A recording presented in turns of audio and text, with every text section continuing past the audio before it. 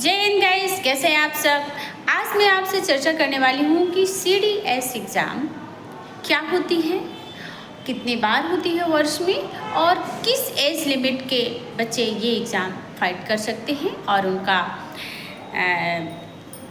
Qualification क्या होना चाहिए और इसकी ट्रेनिंग कहाँ कहाँ होती है। इन सब चीज़ों के बारे में चर्चा करना चाहती हूँ। मतलब यदि आप एज ए ऑफिसर अपने देश की सेवा करना चाहते हैं तो आपको क्या करना होगा, इस बारे में मैं आपसे आज चर्चा करने वाली हूँ। तो यदि आपको एज ए ऑफिसर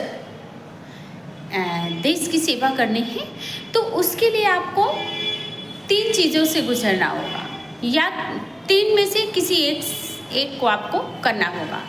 या तो आप NCC कर लें, NCC के certificate A, B, C certificate जो कि अल्फ़ा ग्रेड से हो, तो आप directly without PSC written exam के आप डायरेक्टली SSB का एग्ज़ाम देके अफसर बन सकते हैं।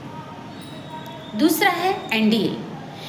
आप NDA के थ्रू, जिसका फुल फॉर्म होता है नेशनल डिफेंस एकेडमी, आप ये भी UPSC एग्ज़ाम, NDA की भी एग्ज़ाम UPSC ही कंडक्ट कराती है और साल में ये भी 2 बार होती है। मैंने मेरे NDA वाले टॉपिक पे आप जाके देख सकते हैं NDA का डिटेल।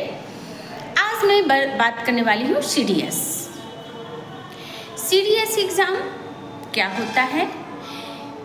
CDS एग्ज़ाम देने के लिए आपकी एज लिमिट क्या होनी चाहिए, आपका क्वालिफ़िकेशन क्या होना चाहिए, उन सब चीज़ों के बारे में आपसे बात करने वाली हूँ।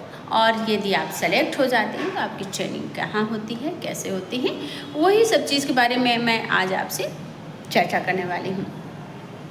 तो CDS एग्ज़ाम जो होता है इसका फुल फॉर्म है combined defence services. CDS exam को भी UPSC ही कंडक्ट कराती है। NDA की तरह ये एग्ज़ाम भी वर्ष में 2 बार होती है। जो ऑफिसर्स होते हैं उनकी जो ट्रेनिंग होती है वो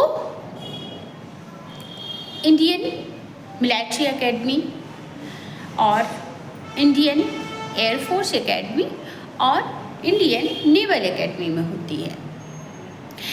तो यदि आप इंडियन मिलिट्री एकेडमी से ट्रेनिंग करेंगे तो आपकी योग्यता क्या होनी चाहिए, तो आपका जो योग्यता है वो ग्रेजुएशन होनी चाहिए।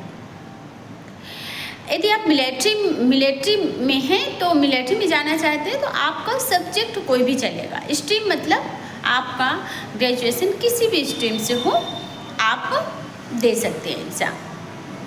यदि आप एयरफोर्स में जाना चाहते हैं तो और मिलिट्री के लिए आपकी जो एज लिमिट होगी वो 19 से 24 साल होनी चाहिए। आपकी जो एज लिमिट है वो 19 से 24 साल होनी चाहिए और जो आपकी हाइट है वो 157 सेंटीमीटर से अबव होनी चाहिए। ओके, ये तो हो गया इंडियन मिलिट्री एकेडमी की। इसके बाद यदि आप एयरफोर्स में जाते हैं तो आपकी ट्रेनिंग होगी इंडियन एयरफोर्स एकेडमी में। तो उसके लिए आपका जो योग्यता है, आपका जो क्वालिफ़िकेशन है वो 12th और ग्रेजुएशन दोनों है। दोनों में से दोनों में आप यदि आप 12th कर रहे हैं और PCM आपका सब्जेक्ट है, फिजिक्स, केमिस्ट्री, मैथ, यदि PCM है तो ही आप जा सकते हैं एयरफोर्स में। और ग्रेजुएशन यदि है तो इंजीनियरिंग से, तो आपकी ट्रेनिंग इंडियन एयरफोर्स एकेडमी में होगी।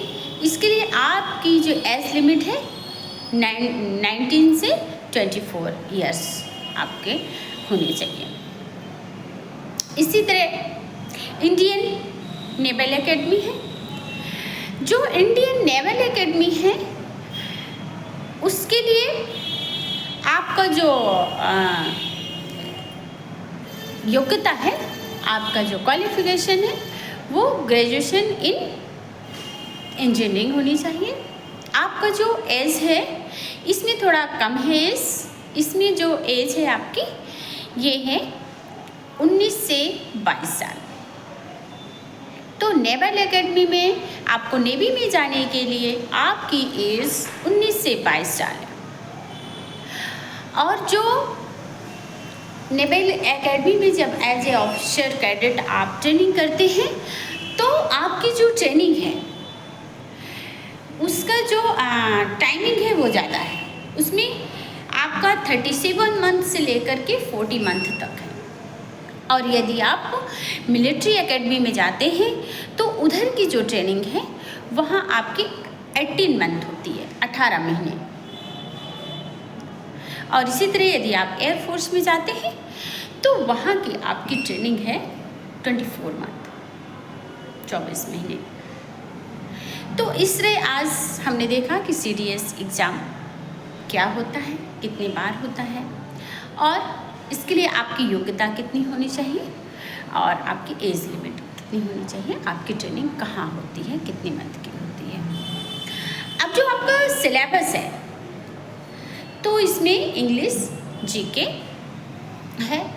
और जो आप सबसे बड़ी बात एग्ज़ाम में इसमें CDS में क्या है कि माइनस मार्किंग है। इस बात का आपको थोड़ा ध्यान रख के ही पढ़ाई करना होगा। और यदि आप जो मैंने योग्यता बताई है, एज क्राइटेरिया बताया है, यदि आप उसको फॉलो करते हैं, उस पे हैं आप, उस लिमिट में हैं आप, तो ज़रूर CDS के एग्ज़ाम दें और एज ए ऑफिसर आप देश की हमारी सेवा करें, अपने देश की सेवा करें। जय हिंद। मैं तो कहूँगी हर एक बच्चे को अपने देश की सेवा करने के लिए एज ए ऑफिसर कोशिश करनी चाहिए और मेहनत करनी चाहिए। जय हिंद।